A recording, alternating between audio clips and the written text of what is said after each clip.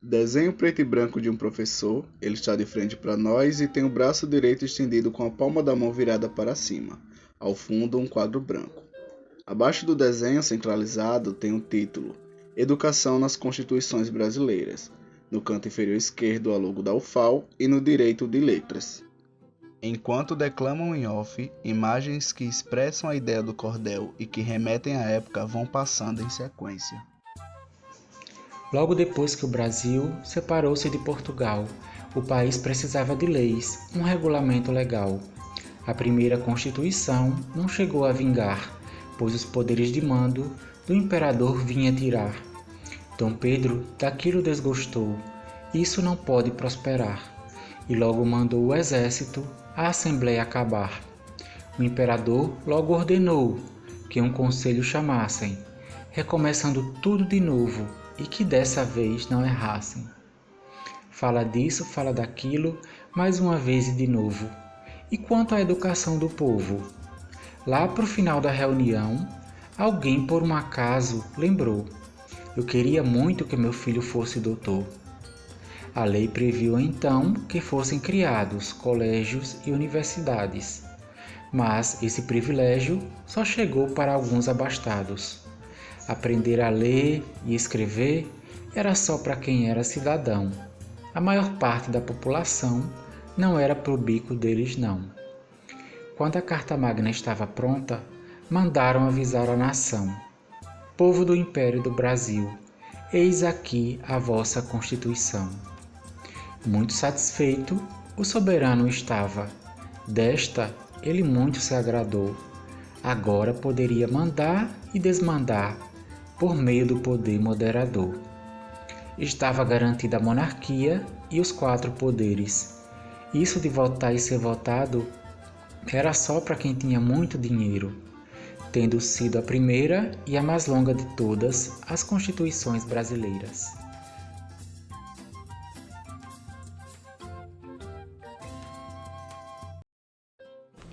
E agora vou falar dessa tal de Constituição. O ano é 1891. Ela é a segunda Constituição. Aqui começou a República e o rei não impera mais não. Autoritarismo, repressão e exclusão não terão mais espaço não. Se isso fosse verdade, daria espaço à igualdade. Liberdade seria tão bom, me daria título de cidadão. Mas ainda existe essa tal de fraude na eleição. Extinguiu o poder moderador. Vem então a criação do poder da legislação. Como se ainda não bastasse, veio o poder da executoriedade. E para equilibrar o que já estava em discussão, vem o poder da judicialização. O meu país agora é laico. Na minha religião não se mete a mão. Aqui se criou 2 casas, onde não se devia fazer morada, mas nada era fácil não. O presidente aqui mandava, e 4 anos era o que te bastava. E ainda criaram o Supremão, 15 estavam lá então. O titular é vitalício e ninguém mexe em seu salário não. Analfabeto aqui não tem vez, ele não é cidadão. A ele não se dá o direito de votar, revelando-se então a sua exclusão. Sobre a mulher não há o que se falar, pois não era permitido nem a sua participação. Isso já foi um dia a nossa respeitável Constituição.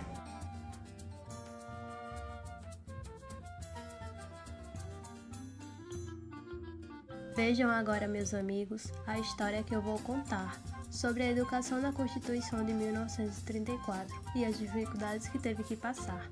Logo no início da Era Vargas, onde não tínhamos muitos direitos, até haver a Carta Constituinte, e ela veio nos dar o direito de estudar. Graças a ela, hoje as mulheres já podem votar.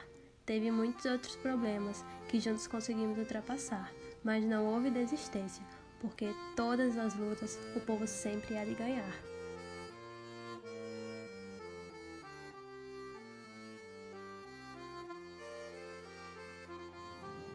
A Constituição de 37 teve 8 anos de duração.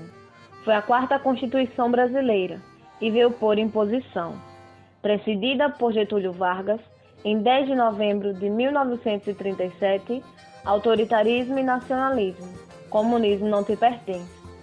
Após 1937, Vargas consolidou seu poder, implementa a censura e deixa cego aquele que gosta de ver.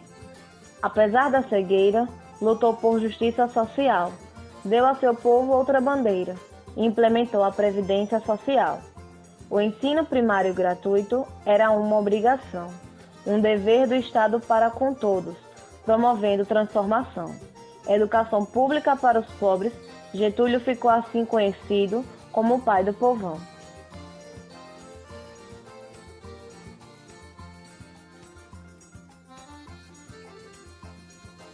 Vou falar sobre a Quinta Constituição. Começou em 1946 e foi a terceira promulgação. Com a queda do Estado Novo, ela durou 20 anos e foi a primeira depois da redemocratização. A parte boa do texto está nos recursos para o ensino, o dinheiro que veio de imposto e legislação sobre base e diretrizes serviram para a manutenção e desenvolvimento da educação. Princípios liberais e democráticos coexistem na reformulação. Campanema, leis orgânicas de ensino, são apenas sinônimos que indicam as diferenças entre as escolas do rico e do pobre, evidenciando a restrição do acesso à educação. Ela acabou em 1967, data da terceira outorgação. Um retrocesso vem aí, na sexta Constituição. Aguarde, já iremos falar sobre a próxima edição.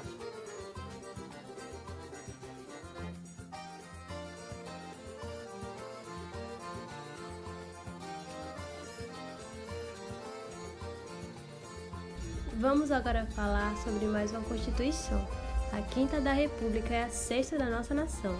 Esta Carta Magna veio para apoiar e para legalizar o regime militar. Apoiada pela ditadura, outorgada foi a sua forma. Durou 21 anos e apresentou importantes reformas. Reformou o ensino superior e a obrigatoriedade para estudar. Grandes avanços ocorreram nesse período, isso não se pode negar.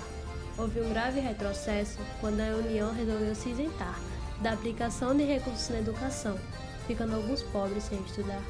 Outra reforma foi realizada, dessa vez no ensino superior. Reformou ainda a educação básica, mas logo depois se esquivou, promoveu a profissionalização e a esta sim deu valor.